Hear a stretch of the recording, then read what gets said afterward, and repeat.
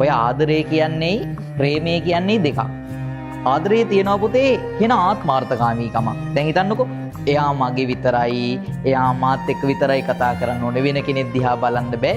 ඒ මගේ විතරයි කියන ආත්මාර්ථකාමී හැඟීම ආදරෙත් එක්ක තියෙනවා. හැබැයි ප්‍රේමය කියන්නේ ඊට වඩා වෙන දෙයක්. ප්‍රේමය මේ ලෝකේ හැම තැනම තියෙන්න පුළුවන්. අනිත් එක තමයි ප්‍රේමය කියන එක ප්‍රකාශිත වගේම අප්‍රකාශිත වෙන්නත් පුළුවන්.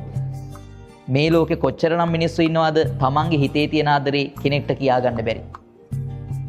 ඉතින් ඒ වගේම තමන් හිතේ තියෙන ප්‍රේමය ප්‍රකාශ කරලා ප්‍රතික්ෂේප වෙච්ච මිනිස්සු කොච්චර මේ ලෝකේ ඉන්නවද? ඒක තමයි කියන්නේ. ප්‍රේමය කියන්නේ හරිය සුන්දර හැඟීමක්. ප්‍රකාශිතව හෝ අප්‍රකාශිතව අපේ හිත ඇතුලේ තියාගන්න පුළුවන් දෙයක්. ඒකනේ කියන්නේ අර ප්‍රේමය ලොව හැම තැනම ඇති, හැම දෙනටම හමු වෙලා ඇති. ප්‍රේමය නම් ඒ කිමෙහි කියා හඳුනාගත් කිසි කෙනෙකු නැති. කිසි කෙනෙකුට නොපෙනේ ප්‍රේමය ලොව හැම තැනම ඇති, හැම දෙනටම හමු වෙලා ඇති.